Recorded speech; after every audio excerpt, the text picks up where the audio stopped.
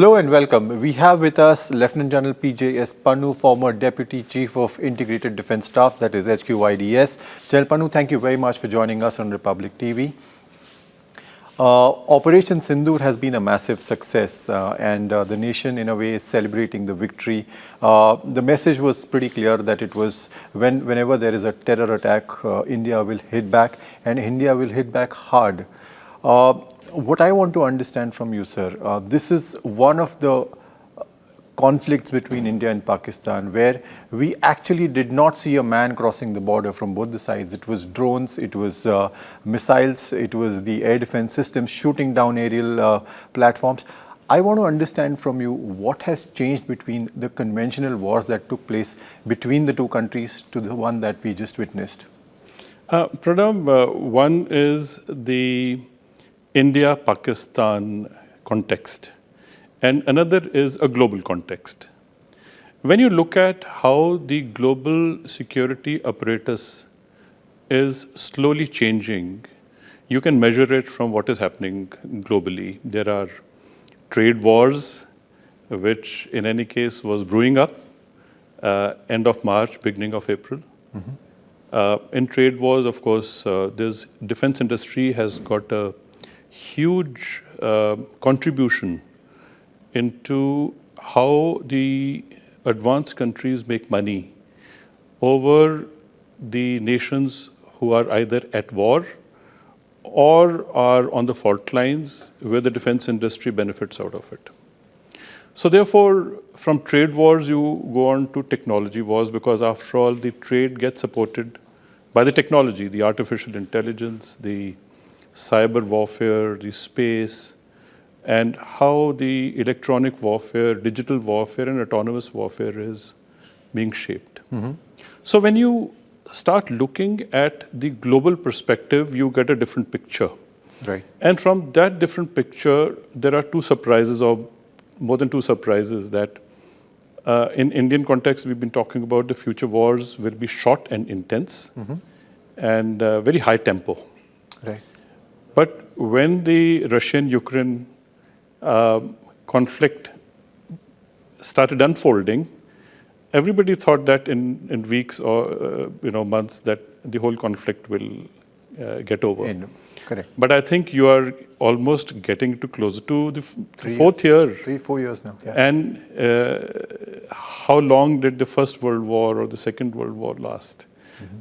They lasted more than 4-5 years. Yeah. So really speaking, the war stamina is the one which one wonders that what should be the war stamina preparation for a nation. Right. And how during the war, the nations build their stocks and bring the reinforcements, recruitment, and how the new soldiers either get recruited, trained, or they already have a stock of it, or they can even come from somewhere else, and you know what I'm talking about as far as Russia is concerned. Absolutely. At the same time, we felt that there is enough happening in Europe and Russia, but then all of a sudden there was a new front opened up by Hamas attack, and we thought, Hamas, cooped up in a very small Gaza Strip, would be just a matter of a couple of hours or days again for Israel, completely high-tech and always prepared for war and always alert. And I think every citizen of that country is a warrior because they've all served. Absolutely. It'll be just a matter of time that the entire small Gaza Strip will be thrown into the ocean. It didn't happen. They're also in the second year, or I think they will also get into gradually third year. And then between these two conflicts, then you saw the entire arc expanding. And some of it actually was moving towards east and west, more towards east, where they started attacking Iran. Right. And there was some kind of an imbalance that got created. Then Trump's trade war started. Right.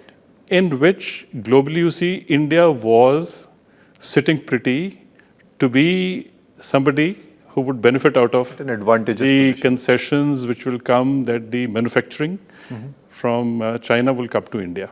Right. And I think there would be some trade benefits that India will get in comparison to any other country.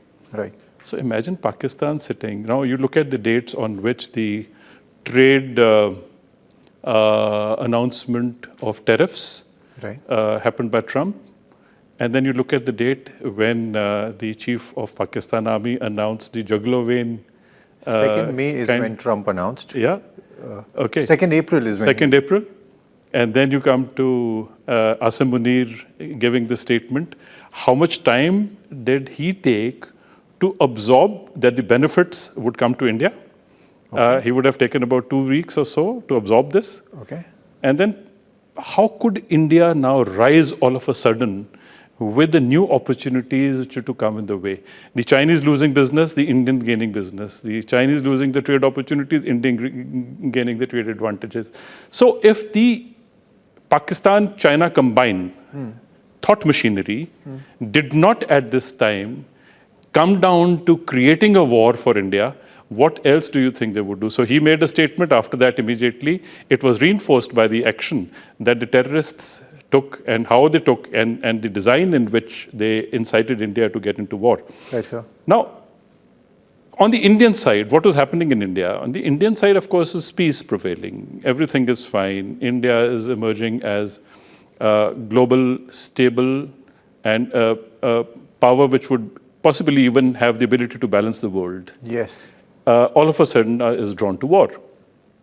Once it's drawn to war, then the short, intense war, or the technology, or the evolving Indian military, and evolving Pakistan as a nation state which has been harboring terrorists and the low-cost option that they have been using, and India actually transforming its military to theaterized and more autonomous warfare, digital warfare, and indigenized equipment that it is talking about. So both sides, there has been work in progress. So all of a sudden, the nation is taken to war, and I think India did exceedingly well. That within a fortnight, I think India created that new way of fighting a warfare which possibly in theory they were preparing for. Right. So it was short, it was intense, it was precise, and it had limited mandate.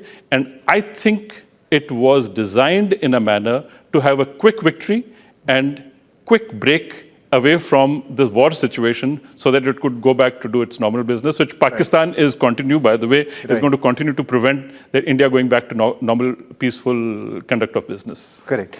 But then you're giving me a completely different perspective in this case, sir. Does it mean that there was a larger design behind the Pahalgam terror attack? Purely by putting the sequence the geopolitical in which activities have happened. I'm just constructing it, and if you find if there is any other sequence you would want to add into it, then we can talk about it differently. But if you agree that this is the sequence, then and if that is the sequence, then that also means that Pakistan was indeed expecting a larger than or a diabolical. I mean, a harsher reaction. That is also what you're saying necessarily. Now, going back to what was happening in Pakistan, if you leave the trade and the Indian opportunities aside, right? What was happening in Pakistan over years, you would realize that ever since Asim Munir became the chief of army staff, his first challenge was his own prime minister, the political awakening of Pakistan, the strength with which the Prime Minister Imran Khan was dealing with the army. He was becoming more popular than the military, and military does not want that kind of a popularity because the ISI and the military put together run a terrorist network. Yes. And therefore, this becomes a monolith. But what was happening is that with this kind of a strength that Pakistan military has been used to see a politically motivated violence where even a corps commander's house is getting attacked and the corps commander running away from the rear door was too much for Pakistan army to absorb. The absolute powerful institution within that country getting... And second thing, what was happening to the Chief of Army Staff, Asim Munir? First time that they officially increased the tenure of the 3 service chiefs and the joint chief of staff Correct. to 5 years. Yeah. So that was the first thing, because in the short term, he knew that he will not be able to get the situation under control. Right. So he required longer tenure. So that is one thing that happened. Second thing that happened was that in jail, Imran Khan was still influencing the political landscape of the country. Nawaz Sharif and his brother Shehbaz Sharif, who are now political figures supposed to be looking at themselves as powerful, Yes. being the puppets of the army. Despite being the puppets of the Puppets of the army, have been onlookers, just making some synthetic kind of appearance, certain fabricated statements only to look good. And Asim Munir himself, having been educated in a madrasa where his father was an imam, yeah. he was commissioned during the time when Ziaul Haq was Islamizing the military. Right. So that is the time some preference was given to people who were actually completely radicalized, because they wanted some radicalized. Otherwise, the Pakistan army has been very Western, because Right. it is the Western. Yes. Either they were taken to West Point or Sandist, and many officers were whiskey drinking English-speaking generals, Right. and that was not what Ziaul Haq wanted. Right. So some intake was completely homegrown, completely radicalized Right. officers. And I think the Chief of Army Staff of Pakistan slowly came up in a better, being better acceptable to the radicals, Right. who were actually now in control of the military, because they became the strategic asset of the military. Now, the moment you declare them as a strategic asset, it means the dependency on the tanzeems and dependency on the radicals was completely understood by them. So they started actually creating problems. And some of it so happened that the terrorists per se, when they knew that they could actually bring the whole world down, and you know what happened in 9/11, you know what happened in 26/11, you know that Osama bin Laden himself was #1 terrorist who's staying in the military cantonment. Correct. So you start seeing the linkages that the terrorists or the global network of drugs and terrorism, I think they became supreme. And that is how they started hitting back at Pakistan Army. And Pakistan Army wanted to internally stabilize themselves. The only way to stabilize themselves was A, cry religion, B, talk about two-nation theory. If you start talking about religion, maybe Afghanistan, which is also a country which wanted Pakistan to give them certain areas which should belong to Afghanistan. They're fighting for it. Right. So therefore, some Afghanis or Afghanistan as a nation state has been working hand in glove with the Northwest Frontier Province, Right. And Baluchistan.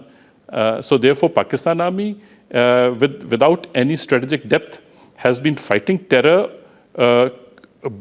created by their own selves, on their western front. Right. So on their eastern front, they had to actually create a bigger problem so that the entire Pakistan could get united. So that Asim Munir could become the supreme leader, whether he will actually stage a coup, not stage a coup, or through their mutual understanding of the external exigencies, he would usurp all the power and become the Chief Marshal or Administrator. In fact, that's going to be my next question. That do you think the Pakistan Army, if at all it has achieved the motive that it was set out to achieve, what may, as someone who understands that country very well, what do you think may happen in Pakistan? Will there be, will they try to capitalize on whatever unity that country has gathered within the past 7 days or so? What will happen now? Internally, Pakistan is already managing, Pakistan Army is already managing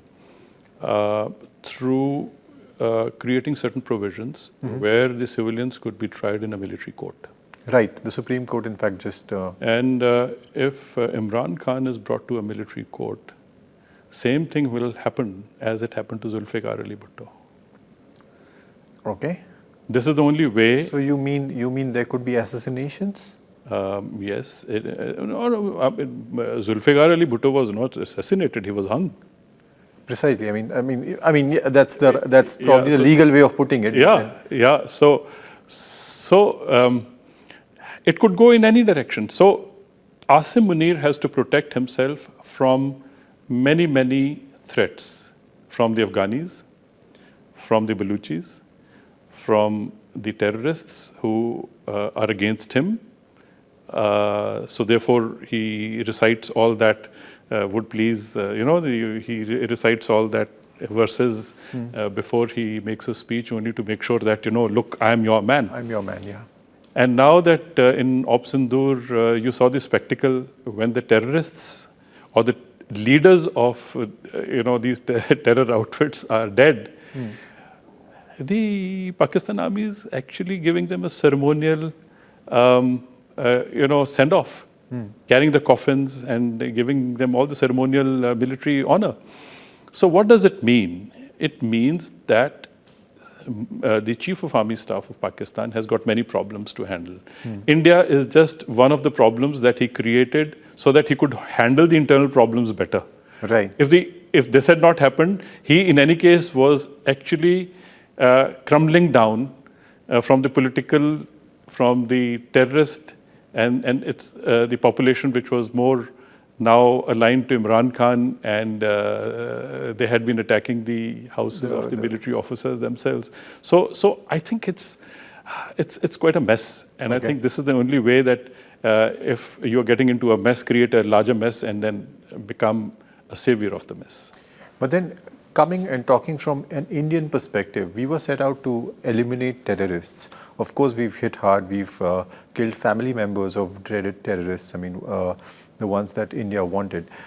But have we completely achieved the message that was sent once? And second, is there a possible complete elimination of terrorism that can happen, given that they have a state funeral in Pakistan, given the state patronage that they have within that country?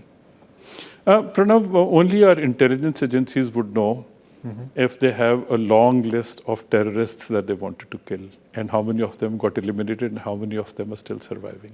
Okay. Second thing is that even intelligence agencies may not be able to go down deep into the probable terrorists who were lined up. After all, when you declare somebody a terrorist or want to really build a case against a terrorist, he has to have a past. But how do you build a case for a terrorist who has a future? Okay. So you do not know how many are mentally in that state and how many are going to be impacted by what is happening. Okay. So there are no military formal units of terrorists. They are just a group of people who are mentally ready to fight a jihad, which they have actually redefined the meaning of jihad, which was more of a struggle than to fight against anybody who their religious leader declares a fatwa on. Yeah, absolutely. So what's the way forward? As a common Indian citizen, while I'm brave, I'm very proud of the bravery displayed by our armed forces. My question to you is, where does this go from here? How do we set up? Is there a possibility of setting up an ever ongoing counter mechanism to stop this from happening ever? I think Pakistan has given India a great opportunity to build its armed forces to a point that we are also experienced and blooded. And none of our army units is without experience. We've been fighting in Kashmir. And now they have given another opportunity that we've tested our equipment. And of course, Chinese have also tested their equipment, and Pakis are also testing their equipment. We have done extremely well. And when you do extremely well, sometimes you should not stop there. Today, you can do bean counting and say we've done extremely well. But I think we need to prepare for the future as to how much would change in Pakistan or the supporters of Pakistan. How would they redefine their own objectives? Because Pakistan is not going to become a friendly nation to India after Op Sindoor. If you think they're going to become friendly, obviously that is not how it is going to be. Right. If Pakistan was, in a manner of speaking, saying neutral things sometimes was only to look good to some people. But I think today's Pakistan is going to start teaching their own children again, as they spoke after 71 war. They put it in the curriculum to say that we have to avenge the defeat of 1971 war. I think they would further radicalize their own society. Okay. They would make their society believe that India is an enemy and it is their task, and they were born, at least this life should be lived to plan, to work against all the interests of Indians, militarize and militarize and militarize. For India, of course, this challenge is going to remain. And I don't think Op Sindoor would stop Pakistan from preparing for the next war. It is just, when you go to a boxing ring, you have one bout and you have the second one. Okay. And then you get a bloody nose and you come back again. After 71 war, maybe Indira Gandhi would have thought this was the last of it. And now Pakistan has learnt lessons. Pakistan has lost half of its territory, which became Bangladesh, and here and after Pakistan would mend its ways. Did it mend its ways? It's not. No. After signing Simla agreement, Indira Gandhi would have believed that here and after this is the line, and then let international forces or let the future generations decide how we're going to deal with it. Right. But at that time, she felt that she's done a neat job of it. But was that the end of it? No, it wasn't. So I would want us to understand that history will continue to repeat. India needs to continue to prepare. Okay. But India needs to prepare in a manner that we prepare with our own industry. We prepare with our own science and technology. We prepare with our own citizens to protect ourselves. Outside help to a growing nation of Indian stature will come if they need India's support. But by itself, I don't think so any support would come in the long-term basis. In the short-term basis, well, some amount of support would come, but I don't think so India would look at support. India would want Atmanirbharta. But then, sir, my question is that, there was a lot of discontent, or so to say,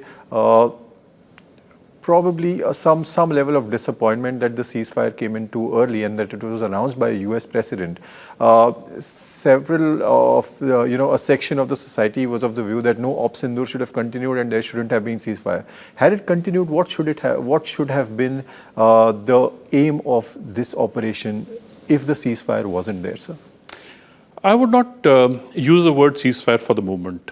I think Op Sindoor, the construct of Op Sindoor, was based and announced in a manner that we have stuck at 9 terrorist sites, and here and after we are not going to do anything, and it is a proportionate action taken, and it is non-escalatory. So it means that the pause, or a strategic pause, or something which they felt that should not be continued here and after, was, I think, factored into the mission statement itself. So when you factor it in the mission statement, obviously there would be a pause, because you say it and you want to adhere to it. That we've hit you, but this is the last. But if you respond, then we will see. So it becomes an action-reaction kind of a thing. So when Pakistan started counter-attacking through the aerial means, then India had no option but to take the next step. And the next step was to start also hitting the military targets. That was not the initial limited mandate as it was announced. But constantly, India has been using an expression called proportionate. So they never wanted to give a disproportionate response. And disproportionate response would put them into a rally of disproportionate to disproportionate. So we went from proportionate to proportionate. So, but the proportions actually in the second phase itself became so tough for the Pakistan to handle, the DGMO picked up a phone and called. Yes. Now, to understand the American President Trump, I'm not very sure who called, and because you see, it is the American Vice President, or even I think Trump said that we have nothing to do with it. It is your conflict. Yes, Please initially handle they it. said we have nothing So to do. how do you all of a sudden, when the ceasefire or the pause has already been put into effect, that the statement changes? Correct. So I'm not very sure whether it happened this way or that way, but well, this is how it is being talked about. Okay. But since I'm not sitting in any government positions to understand who called who, but I would say that the strategic pause was built in. Okay. Once it happened, I think the statements also underwent a change, because after all, in the trade war, there are opportunities. And I think Trump would have lost the opportunity to do a trade kind of a deal, because he's a man who does deal. He's a businessman. He's a businessman. So he would have felt that if these nations go to war, in any case, there are wars being fought elsewhere in the world. So his trade agenda was now looking less significant. Yes. So he wanted to sound more significant. upper So hand, yeah, yes. so he upped his own agenda Right. to bring it to trade rather than the territorial war. Right. You rightly mentioned that a country of India's stature may not get support from the international community in the longer run. Tactically, we might get, but longer run, we may not. Whereas when we saw on ground, Pakistan really was supported to some extent by Turkey and China with the drones landing here, which were Chinese-made drones. How do you view this? As a military general, are we 1 against 3? Currently, when you talk about known unknowns, what we know is that Turkey supported by a few planes landing and some drones being given. This is how it is being reported. We also know that the Chinese equipment was being used by the Pakistan military. These are two knowns. Right. What is unknown is how it is continued to be supported. If the Chinese military equipment has been tested, would they again open up another front or next front? I mean, the next time or the next bout with India, to maybe go back to the R&D drawing board and say, okay, now we are ready again, so let's have a second one. Okay. Because they're only gathering data of. So it is the defense industry is at war. Right. The sentiments. It's very interesting actually. You can measure the sentiments of war through the share markets. How the share markets are shaping. Yes.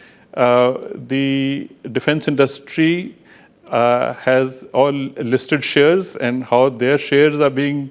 So everybody is making an assessment. So if the Chinese equipment manufacturer is losing the share in the market, then obviously hundreds and thousands of people are making an assessment on the Chinese equipment. Yes. If the French or any other equipment provider, or there are some defense companies in India who are Indian, if their stocks are going up, obviously how many minds are working on their business. So I think there is another TRP, if you can say, which totals up through these sentiments of the share markets. Correct. Because after all, warfare is certainly become a business. Right. Coming back to Pakistan, and probably I would want to conclude with that Pakistan also witnessed a certain amount of resistance probably from the BLA, which may have seen this as an opportunity. Do you see going forward the Pakistan army faces internal challenges in a way that could lead to a disintegration of that country? Pakistan Army's construct is a very strange construct. There are Baluch regiments. The fair percentage of Baluchis in the regiment is suspect. It has got many regiments which are from the frontiers, northwest frontier province, but the share of Pakistani officers and Pakistani troops in it is also very high. There are northern agencies. Pakistan Army has a core of Punjabi command and control. Right. They are the ones who are actually dominating the Sindhis, the Pakhtuns, the Baluchis, and so-called Gilgit-Baltistan northern area people. Right. So actually, there are fault lines within the army. One religion, mind you, one religion and fault lines. Within one, yeah, absolutely. Now, if you look at some Christians and some other people there, given some menial jobs in Pakistan Army, which is also true, that is one part of the story. Second is some are radicalized, some are not radicalized. Okay. Because after Ziaul Haq wanted to Islamize the army, there are many who are actually not completely radical yet. Mm-hmm. So I think the mullah within the army and non-mullah within the army also are at conflict because they get the support of the terrorists and the others don't. Right. Suppose, just for the sake of argument, the spectacle in which the army was carrying the coffins of the terrorists would say, but there are people. How are there people? Because many terrorists are related to people in the Pakistan army. Yes. So how are they going to sit at home? Mm-hmm. One brother is in the army and another brother is fighting against the army. As a non-state actor. As a non-state actor. Actually, if you take a list of the fault lines, I think you will run out of the length of the paper. There's so many fault lines in that country. So therefore, they stitch the fault lines together through a two-nation theory because they know that two-nation theory is actually a big sham. So therefore, they put the cover of two-nation theory and everybody talks about, Islam as a glue. Right. Kashmir as a glue, hate India. So, these are certain rallying points. Right. That India is going to attack you and you come together. The Hindus are going to attack you, come together. Then within them, the army and the political establishment have their own fault lines. The haves and have-nots, the Jagirdars, they're big, rich landlords. They are very different lot of people. Yes. It's a big mess. So how do you think Pakistan would manage all this? I shudder to think. So to put it in perspective, did Munir use this opportunity to glue together the fractured elements within? And if yes, how long can he sustain? Will there be a coup? Can there be a disintegration? Can there be a split within the army itself? If you go back to the days of Kargil, and you would know that Musharraf, when he was visiting Sri Lanka, he had already now become somebody who could take over Pakistan, and his plane was not allowed to land in Pakistan, if you recall that. And then, but he used the army to secure a base, and he could land his plane. And rest is all. He became the president later on. Yeah. The moment of Vijay, our units were mobilizing. If you tune to Radio Pakistan, they were already abusing the military there. Because the moment the military takes the nation to war, there are huge amount of propaganda which is within Pakistan, about the Pakistan army and within Pakistan, that these people are going to usurp all the power. Right. I'm sure now they have refined the propaganda machinery that outward communication and inward communication, maybe our ISPR would have handled it well. Yeah. But knowing how it has been happening in the past, I'm sure there is huge amount of political propaganda against the Pakistan army and the politicians. Okay. That would happen because that is the DNA. Okay. And if that happens, I think either there will be a coup or Munir will run away from there. Just a too good to be thought or a journalistic headline searching that if I could do, will Munir be the next president of Pakistan? Can Munir be the next president of Pakistan the way General Parvez Musharraf did become? Or could he be the one who would run away and live in exile? So it can be either or. You'd want to leave it at that? Because internal dynamics of Pakistan change by the minute. And therefore you don't know. Anytime when you get out of your studio, you might find that the Pakistan story has undergone a change or not. Time will tell. Wonderful. General Panu, thank you very much for joining us. We'll keep tracking the developments as they happen and keep coming back to you.